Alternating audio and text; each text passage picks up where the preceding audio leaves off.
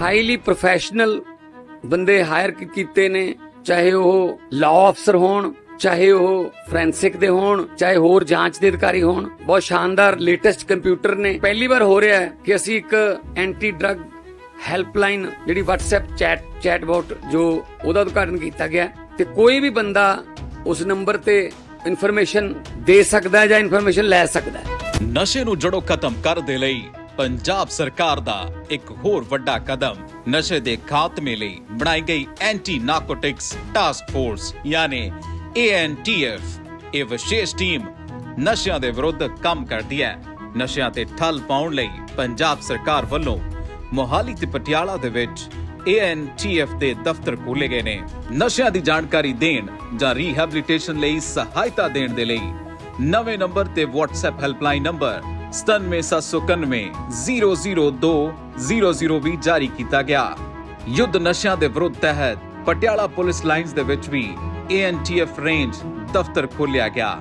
1 ਕਰੋੜ ਦੀ ਲਾਗਤ ਨਾਲ ਬਣਿਆ ਇਹ ਦਫ਼ਤਰ 6800 ਵਰਗ ਫੁੱਟ 'ਚ ਫੈਲਿਆ ਹੋਇਆ ਹੈ, ਜਿਸ ਵਿੱਚ ਆਧੁਨਿਕ ਫੋਰੈਂਸਿਕ ਜਾਂਚ ਸਹੂਲਤਾਂ, ਡਾਟਾ ਡਿਕ੍ਰਿਪਸ਼ਨ, ਡਰੋਨ ਵਾਧੂ ਨਿਗਰਾਨੀ ਅਤੇ ਕ੍ਰਿਪਟੋਕਰੰਸੀ ਜਾਂਚ ਉਪਕਰਨ ਮੌਜੂਦ ਨੇ।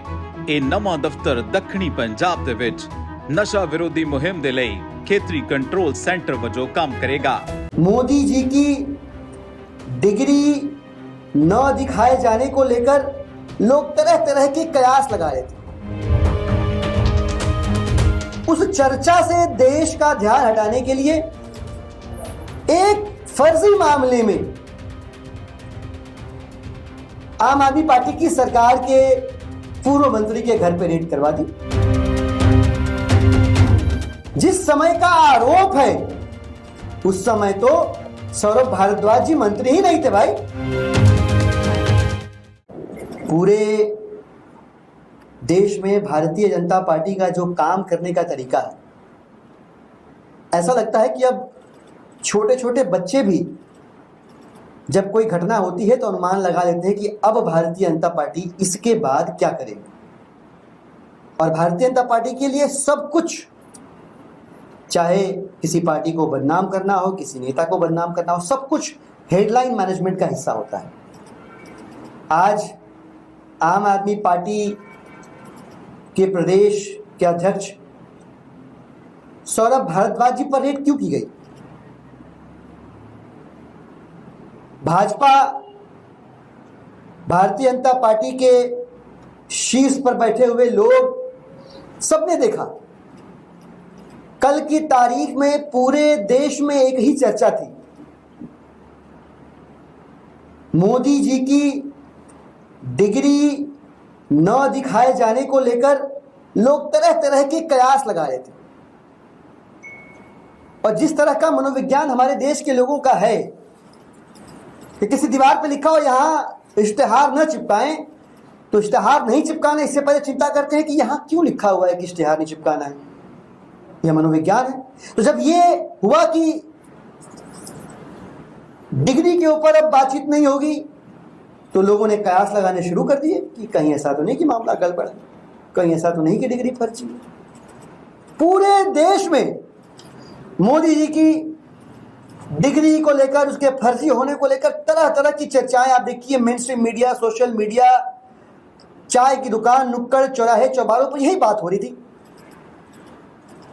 तो भारतीय जनता पार्टी के रूल बुक में क्या लिखा था कि जैसे ही कहीं कुछ नुकसान होता हुआ दिखे भाजपा का, अगर उत्तर में नुकसान हो रहा है तो दक्षिण में आग लगा दो, पूर्व में नुकसान हो रहा है तो पश्चिम में कुछ ऐसा कर दो कि पूरब में देखना बंद कर दे लोग।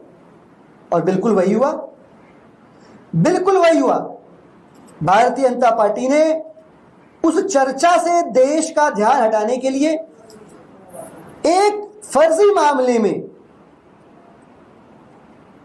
आम आदमी पार्टी की सरकार के पूर्व मंत्री के घर पे रेड करवा दी। और मजे की बात यह है कि आप अगर तथ्यों के ऊपर बात करेंगे तो तथ्य तो यह कहता है कि जिस वर्ष की घटना का जिक्र है तथाकथित केस में, जिस समय का आरोप है उस समय तो सौरभ भारद्वाज जी मंत्री ही नहीं थे भाई। तो जो जिम्मेदारी जवाबदेही आप तय करने की कोशिश कर रहे हैं, उस दौरान तो सौरभ भारद्वाज जी उस पद पे थी नहीं जिस पद पे होने का आरोप लगा, जिस पद पे होने की वजह से आरोप लगा। तो ये आपके झूठ को एक्सपोज करता है।